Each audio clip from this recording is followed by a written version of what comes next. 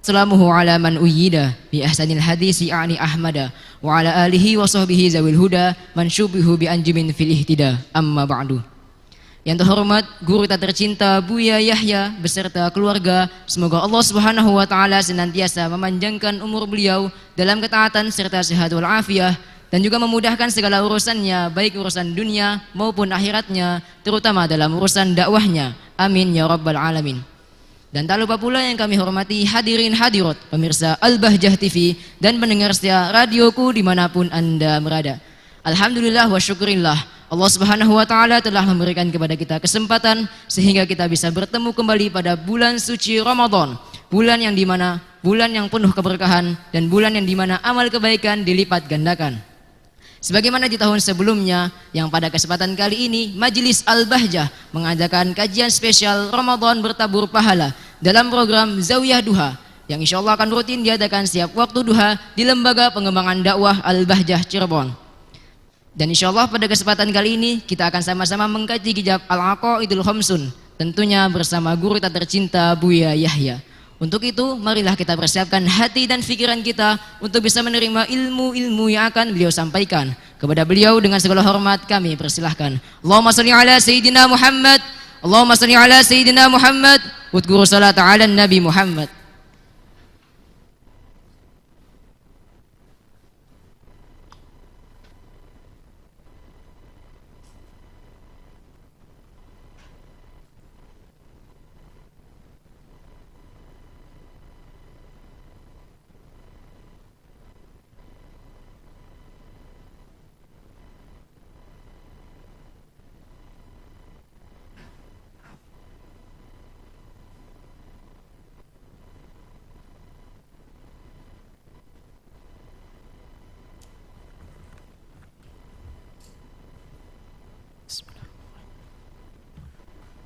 Assalamualaikum warahmatullahi wabarakatuh. Alhamdulillahi nahmaduhu subhanahu wa ta'ala hamdan yuafi ni'amahu wa yukafi'u mazidah. Ya Rabbana lakal hamdu kama yanbaghi li jalali wajhika wa 'azimi sultanik. Subhanaka la nuhsi thana'an 'alaika anta kama athnaita 'ala nafsik. Falakal hamdu wa lakal syukru 'ala dhalik. Allahumma salli wa sallim ala habibina sayyidina Muhammad wa ala alihi wa ashabihi wa tabi'ina lahum bi ihsanin ila yaumiddin. Allahumma ya Rabbana thabbit qulubana ala dinik wa thabbit imanana wa na'udzu bika ya Rabbana minaz zayghi والضلال والكفر والشرك واحشرنا يوم القيامة مع زمرة المؤمنين ومع إمامهم حبيبك سيدنا محمد.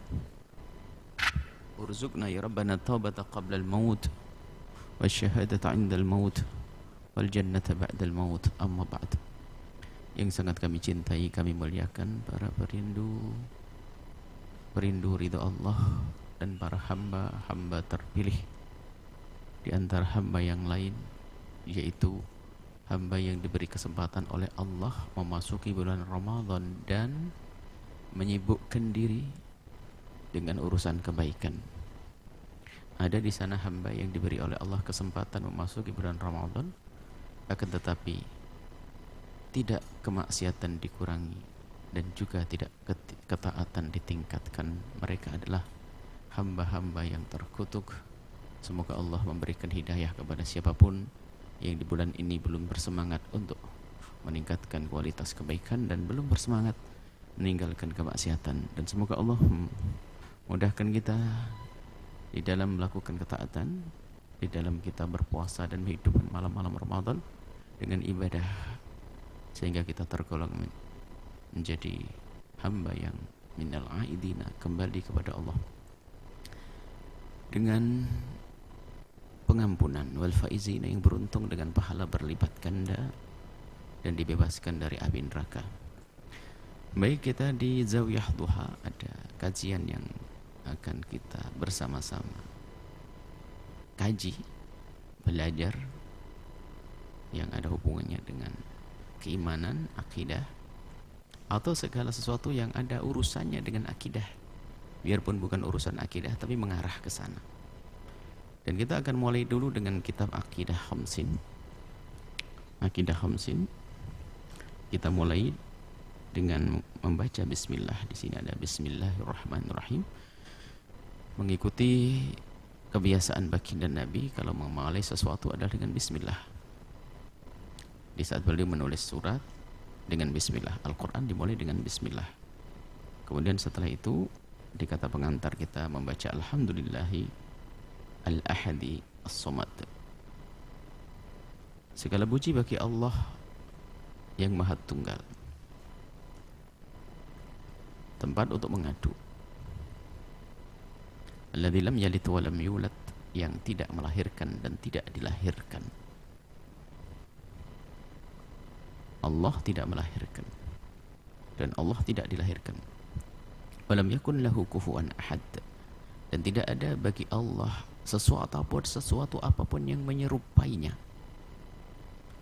Kemudian kita membaca salatu wassalamu ala imamil muwahhidin, salawat dan salam semoga terlimpahkan kepada imamnya ahli tauhid, wa akrami, dan paling mulianya, man hamba, atau orang allamana, yang mengajarkan kepada kita bihifdzid dini, di dalam menjaga agama, yaitu Nabi Muhammad sallallahu alaihi wasallam, wa ala alihi, dan juga semoga salawat dan salam terlimpah kepada keluarga beliau, wa ashabihi, dan sahabat beliau, ahlil haqqi wal yakini, hamba yang benar-benar oleh Allah diberi keyakinan yang sesungguhnya dan berada di dalam golongan yang benar. Baik, kemudian kita akan memasuki langsung bab yang pertama, Muqaddimah Aqidah Asy'ariyah. Muqaddimah Aqidah Asy'ariyah. Seorang muslim harus memperhatikan akidah yang diyakini. Yang diyakini banyak di dunia ini. Ada yang meyakini matahari sebagai Tuhannya, ada yang meyakini bebatuan sebagai Tuhannya, binatang sebagai Tuhannya. Unik sekali, binatang sebagai Tuhannya. Atau orang yang sama seperti dia sebagai Tuhannya, manusia. Itu adalah keyakinan. Maka di sana tentu ada keyakinan yang batil. Karena keyakinan yang batil dan keyakinan yang hak, keyakinan yang benar. Dan semua orang yang hidup punya keyakinan. Tidak ada yang tidak punya keyakinan. Meyakini adanya Tuhan atau sesuatu yang dianggap Tuhan. Hanya permasalahannya ada yang alamatnya benar, ada orang yang salah alamat. Alamatnya benar, kita menuhankan Allah yang Maha Tunggal. Yang salah alamat adalah menuhankan Tuhan selain Allah. Seorang muslim harus memperhatikan akidah yang diyakini. Itu yang kami tuliskan. Karena akidah adalah hal yang termahal. Jika mau dinilai, nggak bisa dinilai. Yang Allah karuniakan kepada hambanya.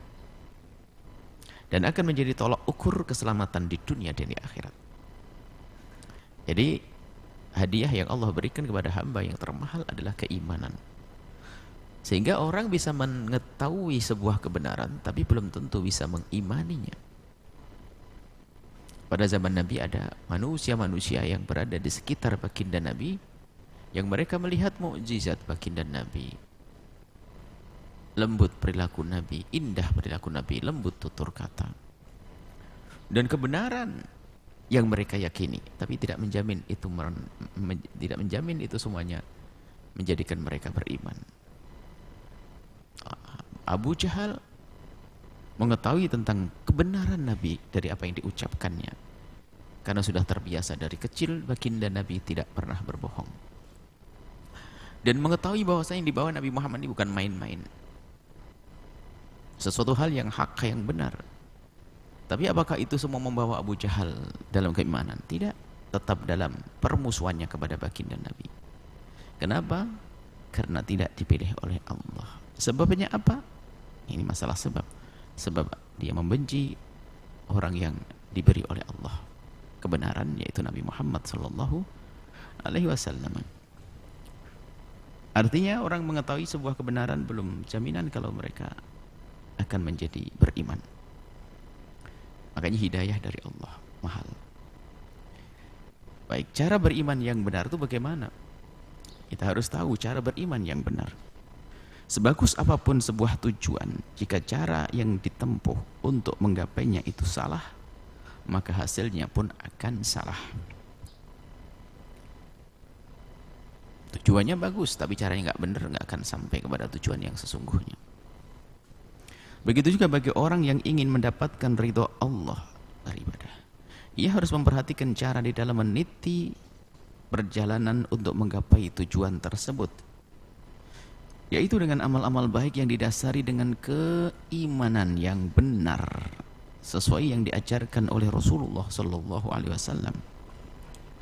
Oleh karena itu, sebanyak apapun amal yang dilakukan oleh seorang hamba, jika tidak didasari dengan keimanan yang benar, maka tidak akan diterima oleh Allah Subhanahu wa taala. Maka hal yang terpenting yang harus kita perhatikan terlebih dahulu adalah membenahi keimanan kita. Ini keimanan kita benahi. Alhamdulillah kita sudah menjadi orang muslim yang beragama Islam. Akan tapi bisa saja setelah kita bersyahadat yang benar, ya karena lingkungan, interaksi kita dengan bermacam-macam, keyakinan bisa saja tertukar atau terpengaruh, sehingga seorang muslim mukmin ternyata berkeyakinan yang salah. Lisannya bersyahadat tapi keimanannya salah. Maka sebelum kita terus di dalam membenahi ibadah kita, maka yang perlu kita benahi adalah keimanan kita. Para ulama menyatakan bahwa cara beriman yang benar adalah dengan cara mengikuti ulama ahlus sunnati, ulama ahli sunnah wal jamaah aswaja. Ini ulama menjelaskan, jadi itulah cara beriman yang benar, ahli sunnati wal jamaati, yang mata rantai ilmunya sambung kepada Rasulullah sallallahu alaihi wasallam. Ulama ahli sunnati wal jamaati ini harus kita ketahui.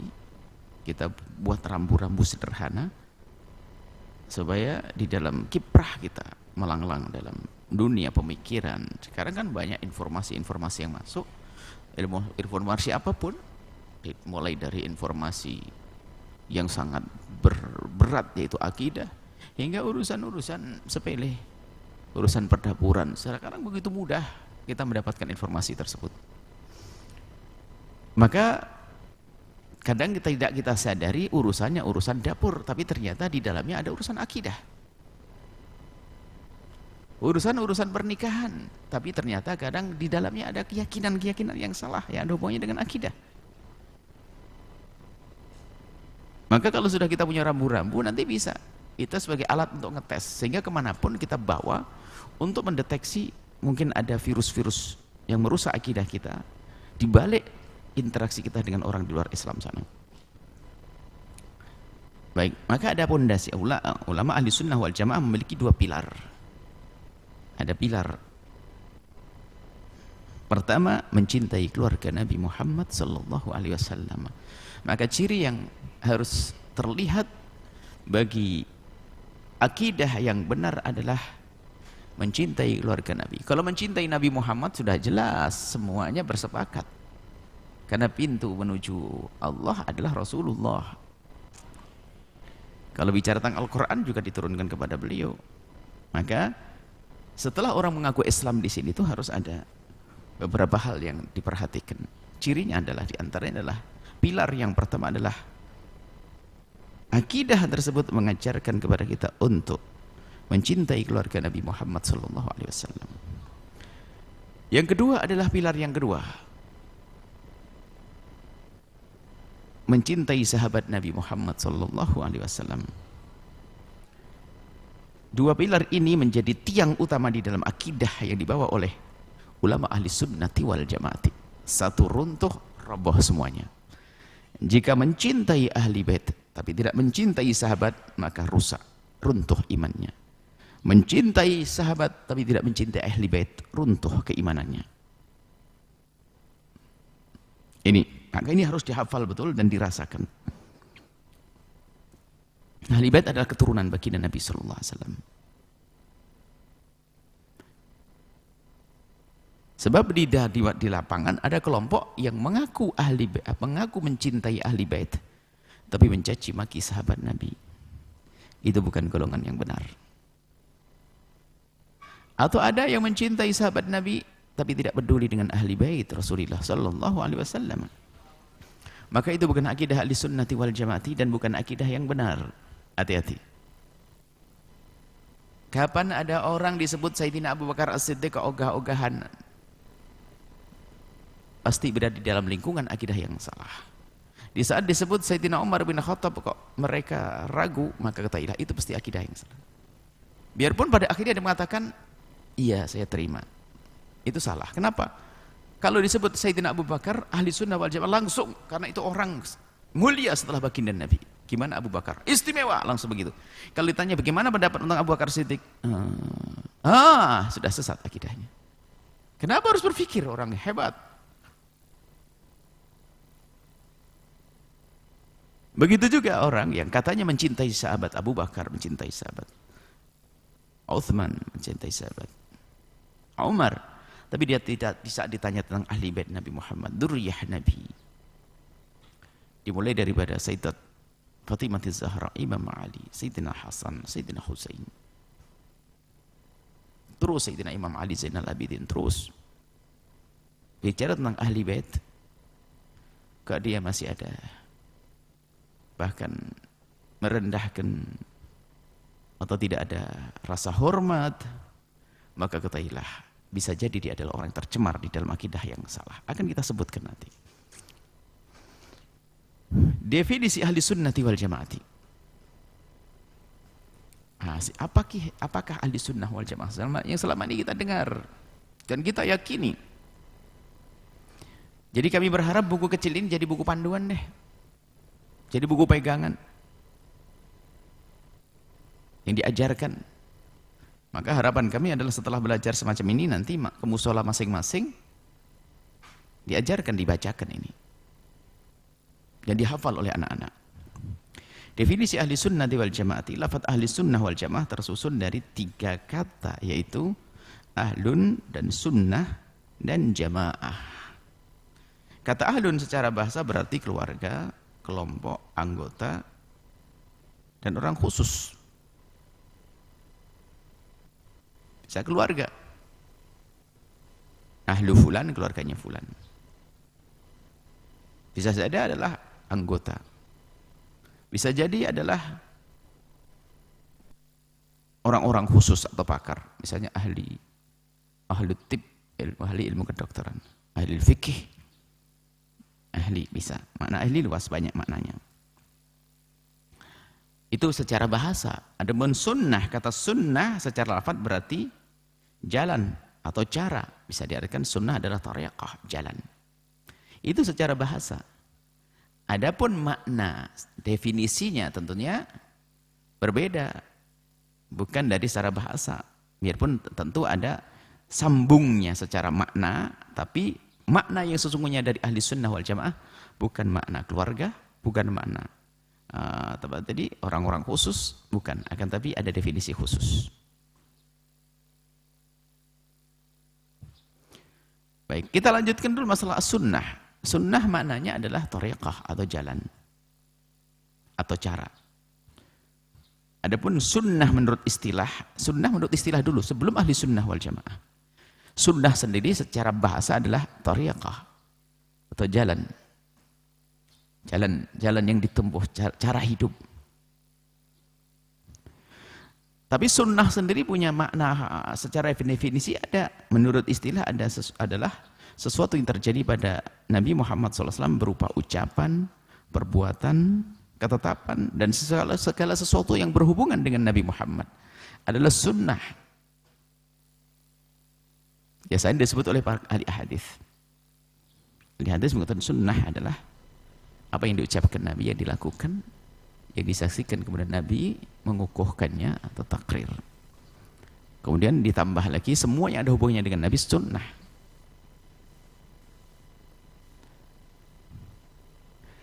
Tapi adapun pembahasan ataupun sunnah yang dimaksud dalam pembahasan kita ini adalah cara beragama sesuai dengan yang dibawa Nabi Muhammad.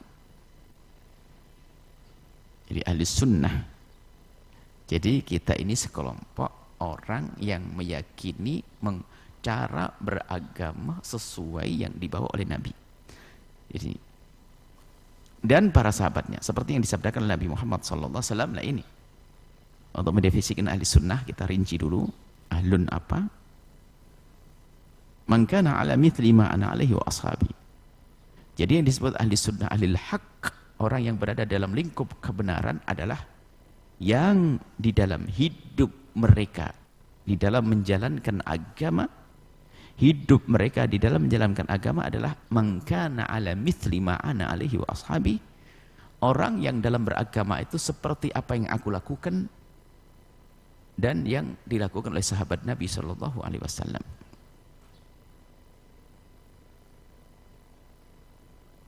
Golongan yang benar adalah siapapun yang mengikuti cara hidup dan beragama yang ada padaku, pada Nabi Muhammad dan para sahabatku. Hadis riwayat Imam Abu Daud, Imam Tirmidzi dan Ibnu Majah dan Imam Hakim. Kata jamaah secara bahasa artinya kelompok. Maksud dari jamaah dalam pembahasan ini adalah kelompok yang mengikuti jalan petunjuk Nabi Muhammad dan para sahabatnya radhiyallahu taala anhum. Ini jamaah yang mengikuti Nabi. Itu adalah makna lafaz kalimat per kalimat, lafaz per lafaz. Adapun kalimat ahli sunnah wal jamaah menjadi laqab. Akan tapi setelah itu kalimat ahli sunnah wal jamaah bukan diartikan ahlun apa, sunnah apa, jamaah apa, bukan begitu lagi. Tapi ahli sunnah wal jamaah menjadi laqab atau nama untuk kelompok ahlul yaqi, ahlul haq, yaitu kelompok kebenaran. Jadi ahli sunnati wal jamaati ini sudah menjadi kelompok nama besar untuk kelompok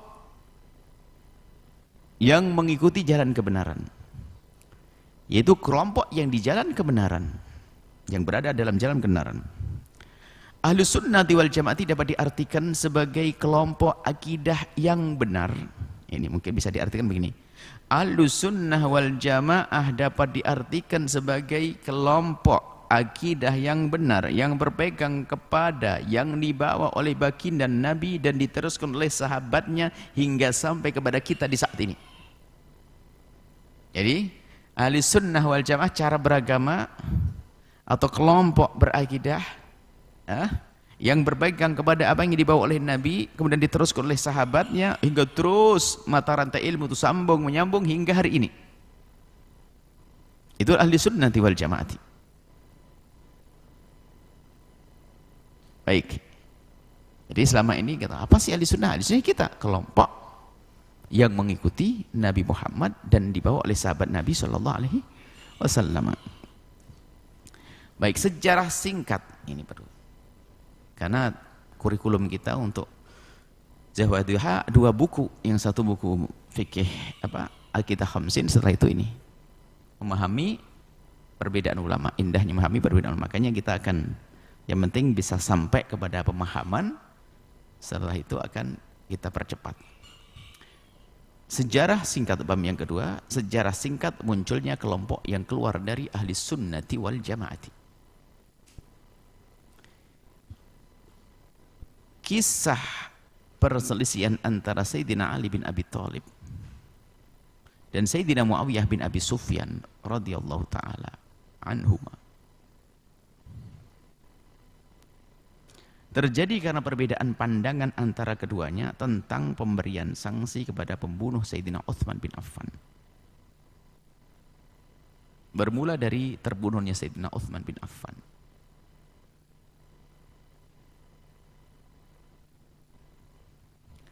Sayyidina Utsman bin Affan beliau wafat dalam keadaan dibunuh oleh manusia-manusia yang terkutuk. Orang seperti itu dibunuh, dipenggal lehernya. Disebutkan bahkan begitu dipenggal lehernya dan kepala mulia beliau jatuh di mushaf yang lagi dibacanya.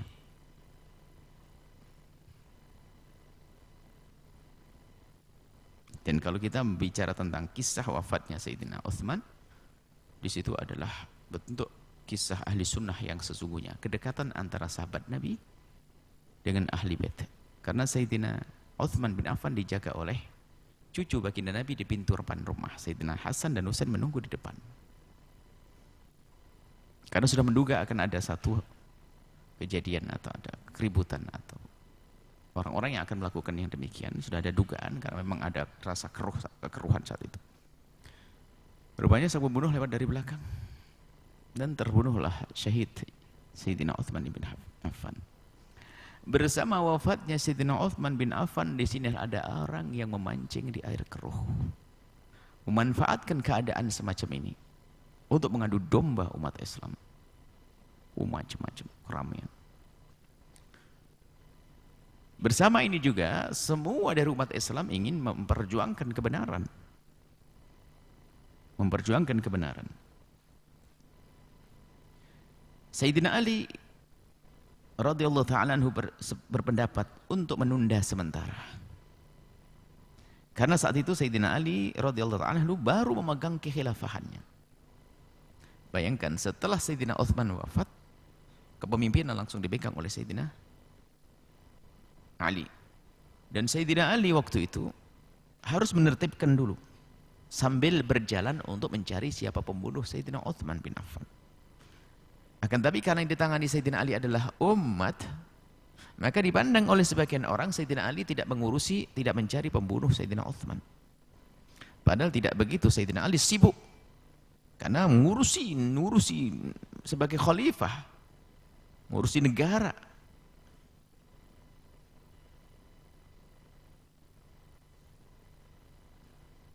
Dan kata menurut Sayyidina Ali ada hal yang dianggap lebih penting untuk diselesaikan terlebih dahulu. Sayyidina Ali sibuk mengurusi negaranya dulu, biar tentara rapi, maka dibalik ini karena ada yang membuat rancuh di dalamnya. Kalau tidak dirapikan dulu, harus ada kekuatan dulu nanti. Kalau tidak, maka nggak akan bisa juga menangkap. Karena mungkin yang bisa membunuh ini juga orang yang punya kekuatan. Sayyidina Imam Ali punya strategi juga. Kita rapatkan barisan, kuatkan di dalam dulu, baru kita tangkap itu penjahat. Bahkan mungkin bersama kita merapatkan barisan, akan terlihat sendiri mana penjahatnya. Tapi ada yang berpandangan beda. Akan tapi Sayyidina Muawiyah berpendapat bahwa pembunuh Sayyidina Utsman harus segera diadili. Dan inilah yang menjadi sebab tertundanya Sayyidina Muawiyah untuk membaiat Sayyidina Ali. Jangan sampai ada yang berkata Sayyidina Muawiyah tidak membaiat, tidak. Menunda membaiat karena apa? Ini masalah pembunuhan karena ada kekerabatan antara Sayyidina Muawiyah dengan Sayyidina Utsman. Jadi dia rasa sedih, berdukanya Sayyidina Muawiyah di saat terbunuh Sayyidina Utsman, maka menjadikan seperti itu. Minta segera diberesin ini. Karena keluarga Sayyidina Utsman juga keluarga besar, khawatir mereka marah kalau tidak segera diselesaikan. Ini juga ijtihad dari Sayyidina Muawiyah untuk kebaikan. Sayyidina Imam Ali punya ijtihad untuk kebaikan yang besar. Sayyidina Muawiyah punya kebaikan untuk sebuah kebaikan. Kebaikan keluarga dan di masyarakat saat itu. Sehingga di sisi lain, Sayyidina Muawiyah menunda untuk membaiat Sayyidina Ali. Hingga pada akhirnya pecahlah atau terjadilah pertikaian antara keduanya. Pecahlah pertikaian antara Sayyidina Imam Ali bin Abi Thalib dan Sayyidina Muawiyah. Perpecahan. Dan keruhnya suasana ini juga tidak lepas dari campur tangan orang ketiga, yaitu pelaku, pembunuh Sayyidina Utsman. Karena pelaku ini cerdas dan hebat mereka. Kalau seandainya ini damai, ketangkap mereka. Sehingga mereka bermain betul di balik kekeruhan ini. Mereka bermain.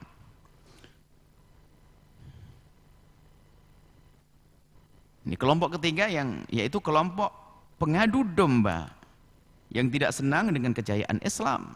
Orang munafikin yang menyusup ke dalamnya untuk membuat kerancauan. Dan telah menjadi dalang pembunuh Sayyidina Utsman. Yang mereka adalah dalang pembunuhnya, terbunuh Sayyidina Utsman. Langsung yang dibunuh adalah khalifah, bayangkan. Itu bukan nggak main-main ini, pasti sesuatu yang besar. Mesti suatu kelompok yang punya kekuatan. Dan Sayyidina Ali cerdas, menangani itu semua tidak gerutak-gerutuk begitu. Tapi Sayyidina Muawiyah dan yang bersamanya bukan juga dianggap salah, karena apa? Ini masalah yang bukan keluarga dari khalifah mungkin biasa, sedih tapi tidak sebesar keluarga khalifah. Jadi beda cara memahami, cara rasa itu beda. Muawiyah dan yang lainnya rasanya rasa sedih banget, makanya sehingga menuntut yang seperti itu. Terjadilah perpecahan. Sekaligus menjadi sebab terjadinya perang Jamal nanti pada akhirnya. Karena setelah Sayyidina Muawiyah dengan Ali terjadi satu pertikaian yang luar biasa.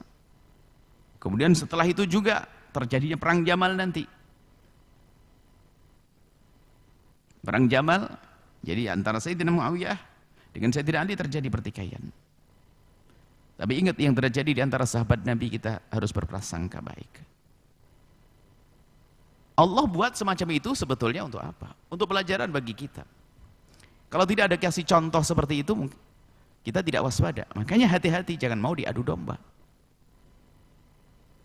Dibuat contoh sahabat Nabi, orang-orang mulia, diangkat derajatnya oleh Allah dengan terbunuh di medan laga. Dengan ijtihad mereka, ijtihadnya Sayyidina Ali, ijtihadnya Muawiyah, Sayyidina Muawiyah, semuanya berijtihad untuk itu semuanya. Kemudian sampai terjadi perang Jamal juga. Bagaimana para sahabat-sahabat Nabi yang mendekat kepada Sayyidat Aisyah, membawa Sayyidat Aisyah untuk dibawa kepada Sayyidina Imam Ali bin Abi Thalib. Untuk juga sama kasusnya, mengusulkan kepada Sayyidina Imam Ali atau agar segera pelaku pembunuh ini segera ditangkap. Kalau tidak, terus akan membuat kerancauan. Maka di sini perang Jamal, yaitu persilihan Sayyidina Ali dan Sayyidina Aisyah.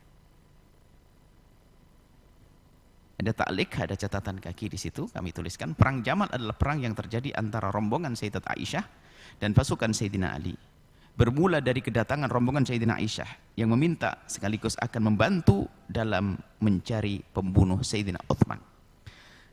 Sayyidat Aisyah didatangi oleh para sahabat Nabi yang mengadu bahwasanya pembunuh Sayyidina Utsman harus segera dicari. Sayyidat Aisyah mengusulkan, mencari tidak gampang. Mari kita datang kepada Sayyidina Ali dan kita bantu. Kita bersepakat. Kita beri motivasi, semangat. Kita bantu. Datanglah rombongan besar, jumlah yang sangat besar bersama Sayyidat Aisyah.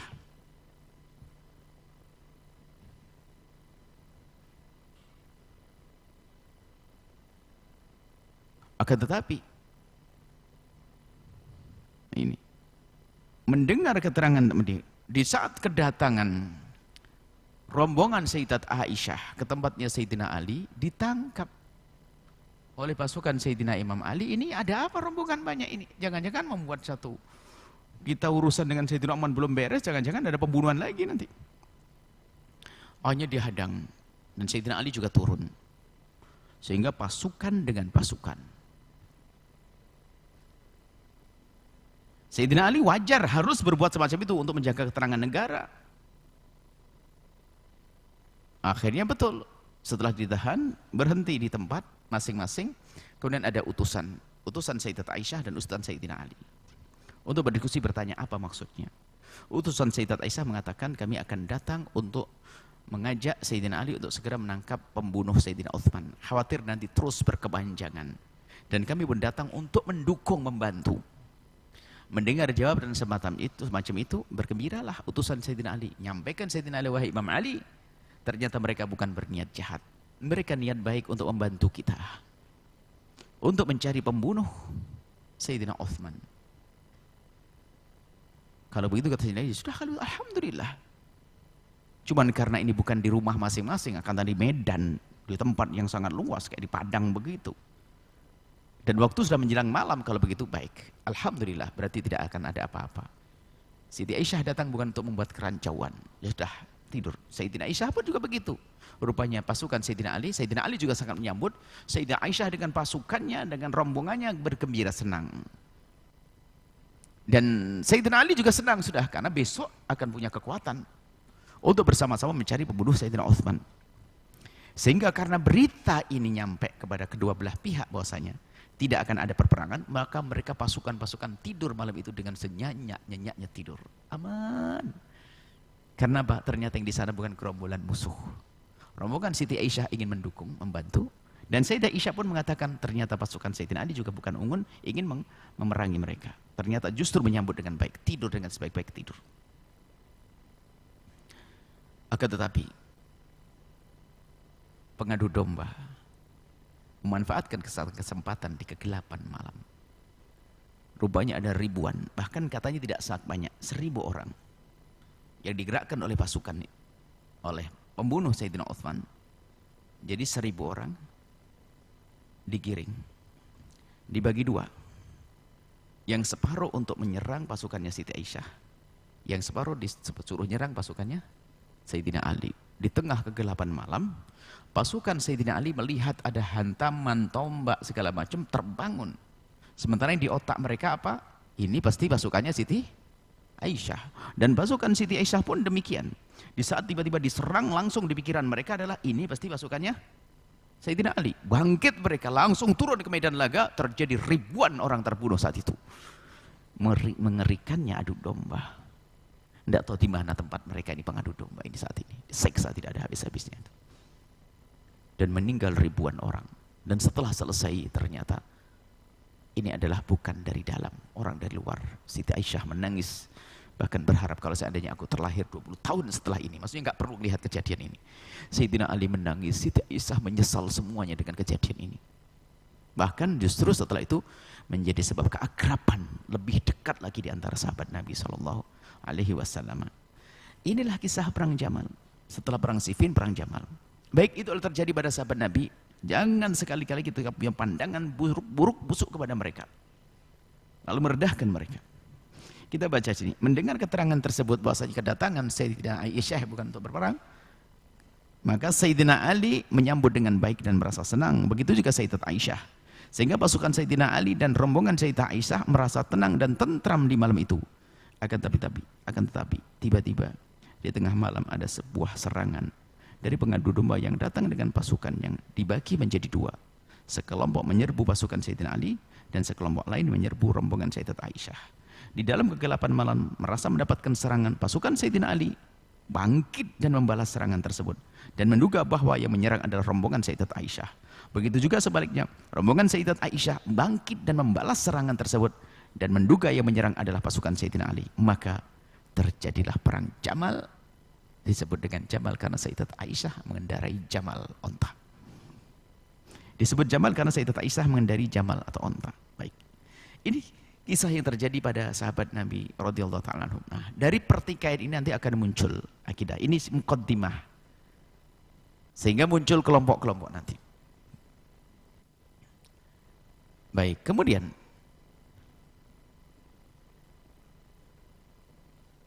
menurut musuh-musuh Allah, karena bersatunya Sayyidina Ali dan Sayyidina Muawiyah, dan juga Sayyidina Ali dengan Siti Aisyah akan mempermudah penangkapan pembunuh Sayyidina Utsman bin Affan, maka musuh-musuh itu membuat mereka berpecah diadu dengan bermacam-macam cara, sehingga terjadi perang Siffin, kemudian perang apa, sehingga terjadi perang Jamal ini yang paling, dan sebelumnya adalah perang antara Sayyidina Muawiyah dengan Sayyidina Ali bin Abi Thalib. Masya Allah.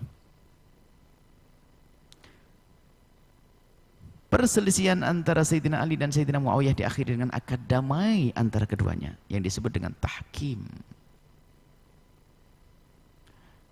Tahkim damai. Akad damai, berdamai. Artinya nggak perlu lagi melanjutkan peperangan. Akan tetapi akad damai tersebut tidak serta-merta diterima oleh kelompok yang ingin mengadu domba. Dalam akidah Ahlussunnah wal Jamaah tidak diperkenankan mencaci dan meremehkan. Nah, ini. Jadi artinya akad damai itu tidak diterima oleh orang yang ingin mengadu domba. Sebab damainya Sayyidina Ali dengan Sayyidina Muawiyah itu bahaya bagi pembunuh Sayyidina Utsman. Baik. Dalam akidah Ahlussunnah wal Jamaah tidak diperkenankan mencaci dan meremehkan siapapun di antara Sayyidina Ali dan Sayyidina Muawiyah. Karena kejadian itu merupakan ijtihad mereka menjadi sebagai sahabat Nabi. Mereka ijtihad dengan itu semuanya. Makanya virus-virus akidah itu melalui dua kisah ini. Mendukung Sayyidina Muawiyah lalu membenci Sayyidina Ali. Mendukung Sayyidina Ali, membenci Muawiyah.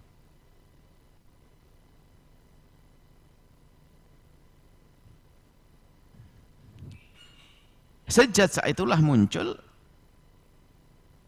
beberapa kelompok. Ini kita beri catatan kaki, Ibnu Ruslan menyebutkan dalam Zubatnya, sengaja kami hadirkan sesuatu yang sudah familiar di kalangan para santri. Bahwasanya apa yang terjadi kepada para sahabat Nabi, jangan kita berprasangka buruk kepada mereka. Wa ma jara bainas sahabi naskutu anhu ajral ijtihadi nuthbitu. Apa yang terjadi kepada sahabat Nabi, diam, jangan banyak komentar, hati-hati. Akan tapi kita tetap khusnudzon bahasanya mereka itu berijtihad dan mendapatkan pahala dengan ijtihadnya itu. Maka sejak saat itulah muncul beberapa kelompok yang menjadi benih kesesatan dalam berakidah. Lah ini perlu kami hadirkan. Jadi setelah itu, sesaat itu mulai muncul kelompok-kelompok. Pertama adalah Ar-Rafidhi. Ada disebut dengan Rafidah, yaitu kelompok yang mengaku sebagai pendukung Sayyidina Ali. Mendukung Sayyidina Ali, benar, hak kita mendukung Sayyidina Ali. Akan tapi di balik itu ada apa gitu loh. Mereka mengaku mendukung Sayyidina Ali, mereka mengaku mendukung dan membela Sayyidina Ali, tetapi dalam kenyataannya mereka membenci dan membuat permusuhan dengan para sahabat Nabi. Ciri khas mereka adalah mengaku mencintai Ahlul Bait, tetapi membenci sahabat. Rafidhi.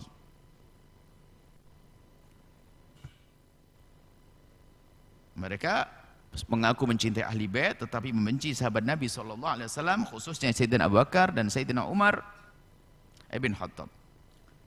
Golongan ini juga dikenal dengan sebutan Syiah. Syiah. Golongan ini juga dikenal dengan sebutan kelompok Syiah. Mungkin pernah mendengar istilah Syiah, yang termasuk golongan sesat dan menyesatkan. Syiah juga berkelompok-kelompok dan tingkat kesesatan mereka berbeda-beda. Ada yang mengangkat Sayyidina Ali sampai derajat ketuhanan, ada yang mengangkat Sayyidina sampai derajat kenabian, dan ada juga yang mengutuk dan mengkafirkan sahabat Nabi. Jadi ada yang sampai mengangkat sebagai Tuhan. Jelas di kalangan Syiah pun juga ditolak ini, mengaku Syiah Ali. Mengangkat Sayyidina Ali sebagai Nabi, di antara kaum Syiah juga banyak ditolak ini. Tapi yang rata-rata adalah Syiah yang banyak adalah Syiah menganggap Nabi sebagai Nabi, bukan Tuhan. Mengangkat Sayyidina Ali bukan Nabi juga, tapi mereka membenci sahabat Nabi. Nah, ini kelompok Syiah yang membenci serta mengutuk sahabat Nabi, khususnya Sayyidina Abu Bakar Siddiq dan Sayyidina Umar. Inilah yang saat ini ada di dan tersebar di Indonesia. Jadi yang banyak di Indonesia adalah kelompok ini. Mereka tidak mengangkat Sayyidina Ali sebagai Nabi, apalagi mengangkat sebagai Tuhan, tapi mereka membenci sahabat-sahabat Nabi, termasuk sahabat-sahabat besar seperti Sayyidina Abu Bakar dan Sayyidina Uthman dan Sayyidina Umar. Dan kelompok ini yang juga disebut dengan Syiah Imamiyah atau Syiah Itsna Asyariyah, dengan meyakini dengan 12 imam. Padahal 12 imam itu kalau kita sebut satu demi satu adalah imam kita juga. Imam Hasan imam kita, Imam Husain imam kita, Imam Ali imam kita, Imam Ja'far Shadiq imam kita, Imam Muhammad Al-Baqir imam kita, Imam Ali Uraidi imam kita, semua imam kita. Hanya mereka mengaku itu imam mereka. Seandainya mereka cukup mengatakan itu imam tapi dengan sahabat Abu Bakar tidak ada masalah, sama dengan kita, nggak ada beda. Permasalahan mereka mengakui mereka sebagai imam, kemudian mencaci sahabat Nabi SAW, kemudian menyifati imam dengan sifat-sifat yang hanya boleh diberikan kepada para nabi, yaitu maksum. Ada Syiah Itsna Asyariyah atau Syiah Imamiyah, atau kadang disebut dengan Syiah Ja'fariyah. Tidak kita sebut di sini mungkin. Syiah Ja'fariyah, Imamiyah atau Itsna Asyariyah.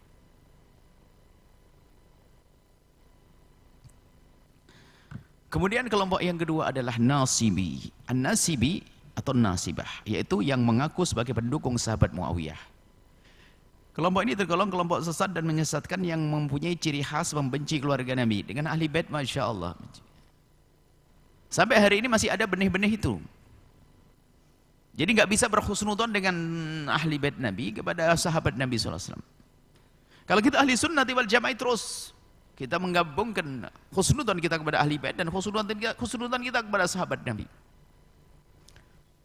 Masya Allah, ada beberapa catatan-catatan yang subhanallah merendahkan Sayyidina Husain,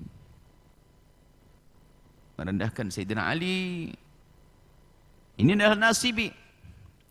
Kelompok ini tergolong kelompok sesat dan menyesatkan yang mempunyai ciri khas membenci keluarga Nabi, termasuk di dalamnya Sayyidina Ali dan para pengikutnya. Nah, ini membenci Sayyidina Ali, Sayyidina Hasan, Sayyidina Husain.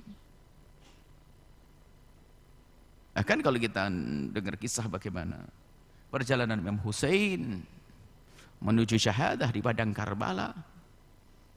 Ya, kalau kita ahli sunnah wal jamaah yang sesungguhnya begitu mudah menjelaskan yang demikian itu, bahwasanya Sayyidina Husain adalah bukan mencari tahta dan kerajaan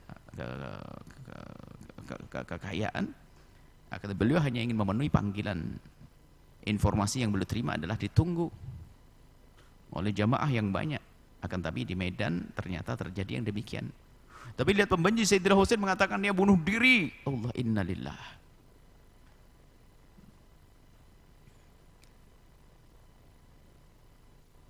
Begitu juga pendukung Sayyidina Husain mengatakan yang bunuh adalah ahli sunnah wal jamaah. Ini termasuk ini. Jadi nanti ada penjelasan kisah baru lagi tentang bagaimana Medan Karbala itu, padang Karbala itu punya kisah yang sampai hari ini hendaknya perlu kita sebut-sebut dan kita hadirkan kisah yang benar. Akan kita mencoba hadirkan dalam satu perjalanan, satu kisah, satu momen waktu itu adalah merajut cinta dengan Imam Husain di padang Karbala. Kita ingin menjelaskan bagaimana kisah Imam Husain. Karena di balik kisah Imam Husain ini adalah mempertajam juga perselisihan antara tadi Nasibi dan Rafidhi. Baik. Nasibi pembenci ahli bait.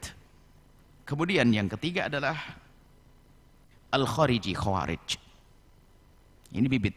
Al-Khariji Khawarij, yaitu kelompok yang keluar dari dua kelompok di atas. Selain daripada kelompok Nasibi Kharij Rafidhi, selain daripada kelompok Syiah dan kelompok Nasibi, ada namanya kelompok Khariji atau Khawarij, yaitu kelompok yang keluar dari dua kelompok di atas. Kelompok ini justru membenci keduanya dan membenci siapapun yang ikut dalam kesepakatan damai dengan cara tahkim, yaitu kesempatan mengikuti pengikut Sayyidina Ali dan pengikut Sayyidina Muawiyah yang berselisih untuk mengakhiri perselisihan pertikaian dengan cara berdamai. Ini kelompok ini nggak mau dengan itu semuanya, bahkan menganggap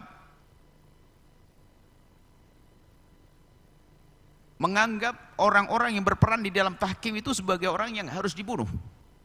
Target pembunuhan mereka ada Sayyidina Ali dengan Sayyidina Muawiyah, Sayyidina Ali dan Muawiyah. Ada Amr ibn al-As dan Abu Musa al-Ash'ari, 4 orang. Sayyidina Ali, Sayyidina Muawiyah. Sayyidina Amr ibn al-As wakil Sayyidina Muawiyah. Abu Musa al-Ash'ari wakil daripada Sayyidina Ali. Jadi wakilnya dua ini berdiskusi untuk membuat damai. Sayyidina Ali, ada Sayyidina Muawiyah. Jadi 4 ini target pembunuhan di hari itu, di malam itu. Semuanya gagal, hanya Sayyidina Ali yang terbunuh. Subhanallah, begitulah keadaan Khawarij.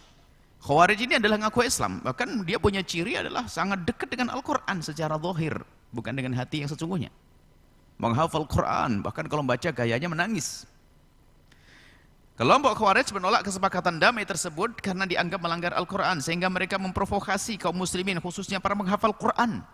Penghafal Quran dikumpulin, Quran dilanggar nih, tidak ada hukum kecuali Al-Quran ini, kok ada hukum kesepakatan Sayyidina Ali, kesepakatan Ali dan Muawiyah? Enggak.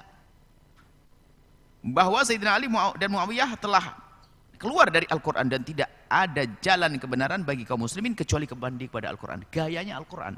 Makanya dikit-dikit Al-Quran, dikit-dikit Al-Quran, dikit-dikit Al-Quran untuk memenggal leher saudaranya. Ini bibit-bibit ekstremisme yang muncul pada zaman itu. Jadi pemikiran-pemikiran ekstrim itu dari sini. Jadi Khawarij nanti, biarpun dia orang besar, tapi kalau dia berbeda, langsung dianggap kafir. Layak disembelih, dipenggal lehernya, ya dibom kalau bisa. Itu deh. Jadi pengebom itu ya, jadi penganut Khawarij, biarpun dia tidak mengakui Khawarij. Karena apa? Yang berbeda langsung harus dibunuh. Padahal sesama ahli sujud. Apalagi seorang besar seperti Imam Ali, yang diberi kabar gembira oleh Rasulullah sebagai ahli surga minal asyrah al-mubasysyirina bil jannati, 10 orang yang mendapatkan kabar gembira akan masuk surga. Sayyidina Imam Ali dibunuh. Kurang apa?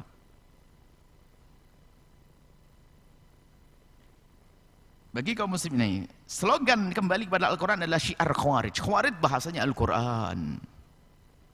Akan tapi slogan tersebut seperti dikatakan oleh Sayyidina Ali sebagai kalimatu haqqin urida bihal batilu. Dia mengajak kepada kitab, kepada Al-Quran, bukan mengajak kembali kepada Al-Quran yang sesungguhnya. Maksudnya batil untuk membuat permusuhan dengan kita. Ahli kebenaran. Kalimat kebenaran tapi digunakan untuk kebatilan. Bahasanya Al-Quran. Zaman ini juga itu bahasanya Al-Quran hadis, Quran hadis, Quran hadis. Sehingga yang tidak dengan Al-Quran hadis dipangkas. Memang benar begitu. Cuman dia tidak paham betul Al-Quran, tidak paham begitu hadis. Akhirnya setiap orang yang berbeda dipangkas. Ini ahli neraka, ini syirik, ini bid'ah, segala macam. Itu juga Khawarij baru itu. Seolah-olah yang lain tidak pernah berpegang dengan Al-Quran. Ajib. Ini kan seolah mengatakan apa Quran ini? Kelompok Khawarij ini. Bukan seperti Imam Syafi'i, bukan seperti Imam Abu Hanifah, bahkan bukan seperti ulama. Seperti Imam Ali dianggap tidak dengan Al-Quran. Ini kan apa? Siapa yang berani mengatakan lebih alim daripada Imam Ali setelah Sayyidina Abu Bakar dan Utsman? Orang terbaik setelah Rasulullah adalah Sayyidina Abu Bakar, Sayyidina Utsman, Sayyidina Ali. Sayyidina Abu Bakar, Sayyidina Umar, Sayyidina Ali. Lah kok dibilang sebagai orang yang nggak kenal Al-Quran, tidak dengan Al-Quran, ya apa? Kekurang ajaran apa lagi melebihi dari ini? Lah kalau orang seperti Sayyidina Ali saja oleh kaum Khawarij dianggap tidak dengan Quran, ya sangat mungkin jika pengikut Khawarij hari ini mengkafirkan, menyesatkan, menganggap sesat orang-orang ulama-ulama hari ini, bid'ah, sesat, kafir. Itu adalah yang membid'ah, sesat adalah orang Khawarij baru, new Khawarij. Hari ini, lihat. Ada pengeboman, bagaimana di masjid ada orang dibom? Mana ini? Jadi tingkat keekstriman Khawarij itu bertahap juga, tingkatan. Ada yang nggak sampai membunuh tapi kafir sudah, kafir, syirik. Nah ini tanpa dia bertanya langsung. Makanya akidah di Indonesia itu adalah sudah tersebar dari masa ke masa adalah ahli sunnah wal jamaah Asy'ariyah. Makanya kalau ada kelompok lain dia mencaci Asy'ariyah, dia harus membuat tabayun, dekat dulu dong dengan ulamanya.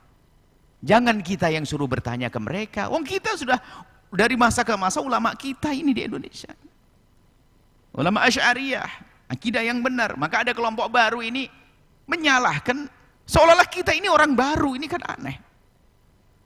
Nah ini kami sampaikan kepada siapapun yang sering mengkafirkan saudaranya, apalagi mengkafirkan Asy'ariyah, menyesatkan Asy'ariyah, Anda ini baru datang. Sudah tersebar di Indonesia dari masa ke masa. Bukan puluhan, bahkan ratusan tahun akidah ahli sunnati wal jamaati Asy'ariyati.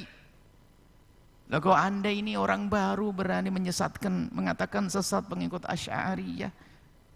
Yuk kita duduk, kita jelaskan permasalahannya. Sudah Anda dalam kebenaran wahai ahli iman, Anda menyaksikan Anda benar. Makanya ini termasuk ciri. Kitab ini adalah ciri bahasanya Anda dalam akidah Asy'ariyah. Kalau Anda berpegang dengan ini, baru Anda punya ciri ini Asy'ariyah insyaallah. Akidah khamsin ini. Sengaja kita angkat akidah khamsin karena istilah ini juga sudah familiar di kalangan mutaakhirin Asy'ariyah dan Maturidiyah. Orang-orang akhir. Kalau dulu nggak ada istilah akidah khamsin, zaman Ghazali nggak ada khamsin, zaman Abul Hasan Asy'ari nggak ada istilah akidah khamsin. Cuman ini adalah sebagai ciri khas nanti. Maka dengan akidah khamsin ini, baik kita kelompok ini menganggap orang yang berbeda adalah sebagai kelompok kafir atau keluar dari Islam. Slogan mereka adalah kembali kepada Allah dan Al-Quran, tapi dengan cara yang sesuai dengan hawa nafsu mereka. Saat ini kelompok dengan nama Khawarij sudah hampir tidak ada. Kelompok dengan nama Khawarij sudah nggak ada. Akan tetapi pemikiran-pemikiran Khawarij telah banyak merusak sebagian kaum muslimin yang lemah pikiran dan lemah hati. enggak memandang orang dengan cinta dan kasih sayang. Sehingga muncullah sejumlah orang yang mudah mengkafirkan dan menuduh syirik kelompok lain tanpa didasari hujjah, tanpa argumentasi yang jelas. Tiba-tiba mengkafirkan, bid'ahkan. Padahal ulama-ulama kita ahli sunnah wal jamaah Asy'ari terbuka. Yang mau diskusi ayo silakan, ingin menjelaskan silakan. Baik, sampai di sini masih ada lagi nanti Mu'tazilah karena waktu. Enggak apa-apa, kita tidak perlu paksa. Nah, mungkin sekalian Mu'tazilah, kelompok Mu'tazilah sering ya seiring dengan yang keempat adalah kelompok Mu'tazilah. Masih banyak lagi kelompok yang lainnya, akan tapi ini adalah yang ada langsung, yang nanti bersentuhan langsung dengan pemahaman Asy'ariyah di dalam pemikiran ini nanti. Sehingga kita sebut tentang Rafidhah, Nasibah, Nasibi, kemudian Khawarij, kemudian Mu'tazilah. Mu'tazilah adalah seiring berjalannya zaman, di samping 3 kelompok di atas, ada kelompok lain yang keluar dari jalur kebenaran ahli sunnah, yaitu kelompok Mu'tazilah. Dan kelompok ini pernah berdiri kokoh di masa keemasan 4 madhab. Jadi pada zaman 4 madhab itu kelompok ini berjaya, kelompok Mu'tazilah. Setelah muncul kesesatan yang bermacam-macam, Allah munculkan ulama ahli sunnah wal jamaah pada abad ke-3 Hijriah. Puncaknya adalah pada permulaan abad ke-4 Hijriah. Allah munculkan seorang pembela akidah yang memberantas kesesatan dalam akidah beliau. Akidah yaitu orang Allah mengirim orang yang memberantas kesesatan, membela akidah yang benar. Beliau adalah Imam Abul Hasan Al-Asy'ari, semoga Allah merahmatinya. Baru nanti kita ini Asy'ari, muqaddimah masuk akidah Asy'ariyah. Jadi kita harus tahu, sebab ini penting sekali muqaddimah singkat ini. Karena apa? Ada orang nggak ngerti, dicaci maki, Asy'ariyah sesat, Asy'ariyah ahli ta'til, Asy'ariyah murji'ah, Asy'ariyah kata. Diam dong. Iya, karena dia tidak ngerti diri Asy'ariyah. Makanya sekarang harus tahu kalau kita ini Asy'ari. Saya tidak ragu ngomong Asy'ari karena bergerak keimanan. Biarpun di sana caci maki, Asy'ari caci maki. Sehingga orang picik menilai orang itu, masya Allah, menyanjung. Ada seorang, naudzubillah ya, menyanjung Syekh Sya'rawi adalah orang yang masya Allah dengan ilmunya, hanya sayangnya dia Asy'ari. Astagfirullah, sayangnya Asy'ari. Sanjungan Asy'ari itu Syekh Mutawalli Syari Asy'ari. Ulama-ulama dunia, tersebar dunia adalah ulama Asy'ariyah dan Maturidiyah. Nanti insyaallah akan kita sebutkan pada pertemuan yang akan datang. Ini muqaddimah, belum masuk babnya, tapi muqaddimah ini penting sekali agar kita tahu sejarah perbedaan pendapat, sejarah munculnya akidah-akidah itu dengan seperti itu, sehingga nanti kita di saat kita mengaku bahasanya aku adalah orang ahli sunnah seperti apa ini? Karena ahli sunnah palsu nanti ada nanti. Kita tahu bahwa kita adalah ahli sunnati wal jamaati al-asy'ariyati. Insyaallah pada pertemuan yang akan datang, semoga Allah menguatkan iman kita, akidah kita, dan kaidah. Ingat, ajaran Nabi Muhammad adalah indah. Artinya setelah kita mengetahui nanti tentang akidah yang benar, sikap kita kepada orang yang akidah sesat bukan sikap memusuhi, akan tapi sikap mencintai dan membawa mereka kepada kebenaran. Tidak dengan caci maki, tidak dengan olok-olokan, akan tapi kita akan bawa mereka kepada kebenaran. Dan kepada siapapun yang berbeda kami sampaikan, yang akidahnya tidak sama dengan akidah yang kami sampaikan, yang bukan Asy'ariyah, Anda jangan menuduh. Anda pelajari dengan benar. Kalau Anda kurang paham, kami punya banyak kesempatan insya Allah kalau untuk mendiskusikannya. Karena Imam Asy'ari, iman ke akidah harus dibelain, karena itu keimanan, keselamatan kita di akhirat. Dan semoga Allah memberikan hidayah kepada semuanya, menjaga iman kita tetap dalam akidah yang Allah ridhai, akidah ahli sunnati wal jamaati asy'ariyati. Bismillahirrahmanirrahim.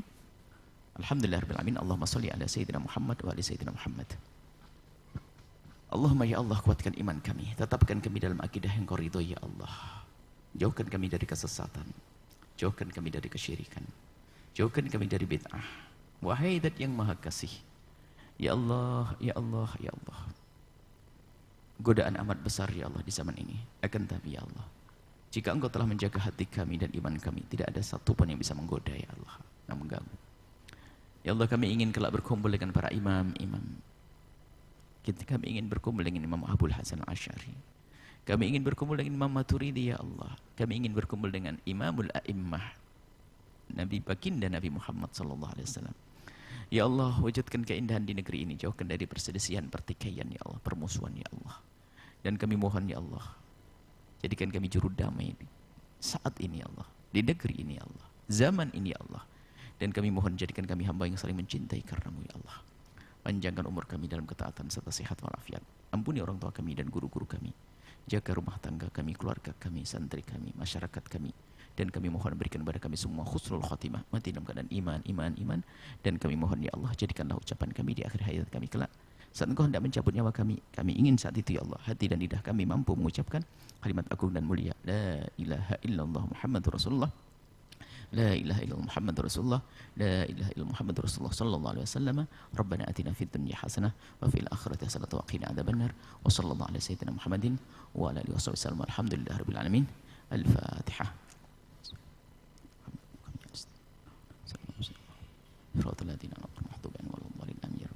Kami himbau dan kami mohon kepada siapapun yang sudah belajar, sebisa mungkin Anda ajarkan kepada yang lainnya.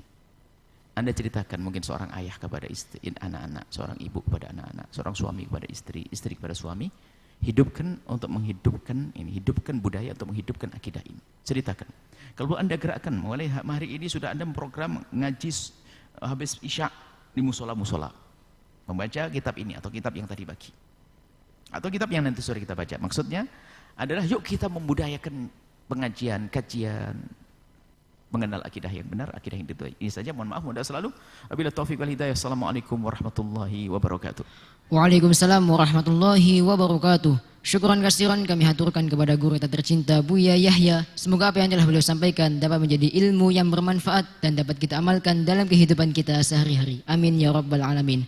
Baik hadirin hadirat pemirsa Al-Bahjah TV dan mendengar setia radioku dimanapun Anda berada. Demikianlah majelis kita pada kesempatan kali ini, dan jangan lewatkan di sore hari. Kami akan kembali hadir bersama Anda dalam program Madrasah Ramadan dengan mengkaji kitab Ramadaniyat. Tentunya bersama guru kita tercinta Buya Yahya. Saya Fahmi Kafayuddin Rahman selaku pembawa acara beserta guru yang bertugas mengucapkan syukron kasiron atas segala perhatian Anda. Kita tutup majelis yang mulia ini dengan membacaan doa kafaratul majelis. Subhanakallahumma wa bihamdika asyhadu an la ilaha illa anta astaghfiruka wa atubu ilaik. Wassalamualaikum warahmatullahi wabarakatuh.